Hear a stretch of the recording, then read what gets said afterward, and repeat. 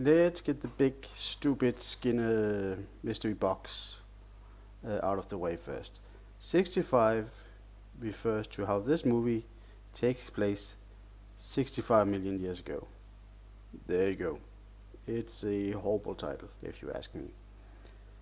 Now, let me address the elephant in the room. If your situation is like mine, then the only thing you know about this movie beforehand is that it's serviceable, perfectly average, if not a little bland. I have been called worse, but I still found something in the movie noteworthy. But first, the actual movie. And I love to admit that the idea is great.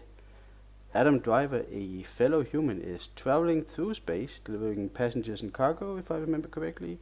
Definitely passengers. He hits an unexpected asteroid field, but more about that later.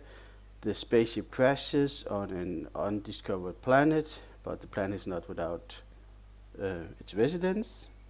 It's a lot of dinosaurs, and now Adam, with his high-tech gun and other equipment, also more about that high-tech gun later, has to fight to survive and try and find his way back home. That's kind of like what I feel like disclosing about the movie. And as I said, that's not a bad idea. Maybe with another actor, someone who can convey emotion, it could have resonated better with the audience.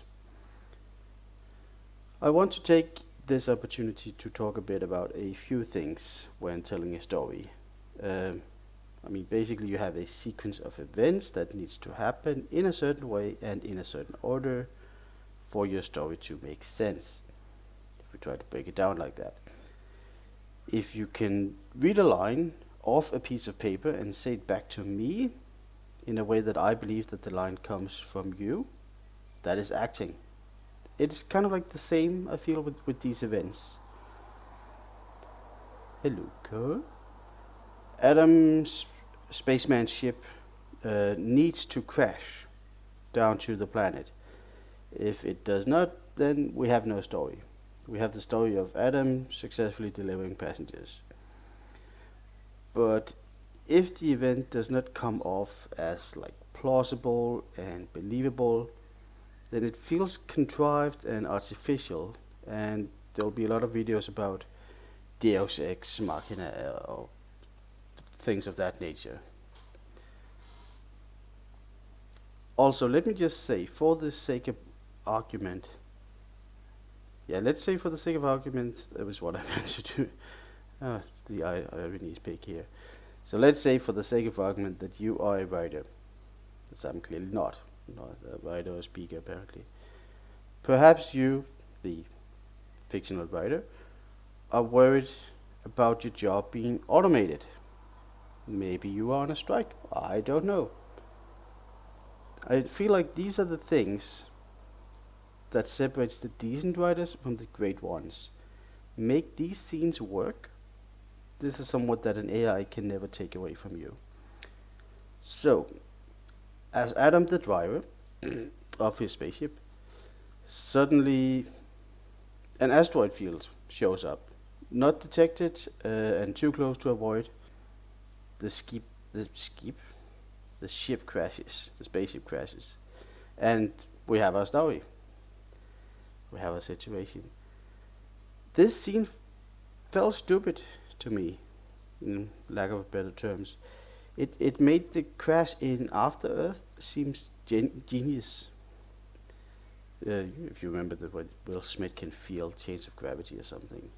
It was idiotic, but now we have a new champion in that department. Like, give me a reason why physical rocks don't show up on the ship's scanner or radar or through the bloody window. Maybe have it be Adam's fault. I'm sorry, I can never remember character's name. It doesn't really matter. Have it be his fault. So now he feels responsible for the passengers, and we have some emotions and conflict. Um, it just that scene really took me out of the movie. And the next item on the list of things that I thought took me out of the movie was a shotgun, a future check tech shotgun, an advanced shotgun. Um, you might have heard that any technology sufficiently advanced is indistinguishable from magic. And that kind of means the audience can't relate to it, or it seems like the same. You might know that magic can be difficult to do well in movies, as the audience has little way to relate to that. But that could be a video as its own. So the shotgun is hard to get a feel of, as it appears to not need reloading. That seems like a rule that's established. Adam just goes around all the time. But then suddenly, of course, there's at a very inconvenient point to raise the tension. Um, then the shotgun needs reloading. It's kind of weird. Lastly, let's say what I would have done is just dial everything up to 11, because I think it's a great idea. Um, don't really need a bigger backstory than, hey, stranded on a planet, there's dinosaurs. The dinosaurs are between you and your way home. So yeah, dial it up to everything to 11. The movie actually has some cool action scenes and scenes of great tension, but they are too far between. So like more dinosaurs, more crazy situation, or maybe just a shorter movie. I remember this one being a bit long as well. Like say approach the level of say maybe Commando or Expendables, if you know these classic or Expendables, maybe it's classic. These action movies were just like, yeah, let's have some fun, let's have a party, let's just go with it. I believe that would have made for a lot more entertaining, yeah, a little less serious, but more entertaining experience. And yeah, that's what I wanted to talk about with the movie 65. It makes it difficult, like just 65. Or yeah, I guess you just need to see the poster because there's some dinosaurs on that. Like be upfront about your dinosaurs. Be like oh, I don't know. I guess you can't call it Dino Crisis, but Planet of the Dinosaur, maybe. I don't know. Dino Crisis in space. Well, I'm rambling. Sorry about that. Anyway, thank you for stopping by today.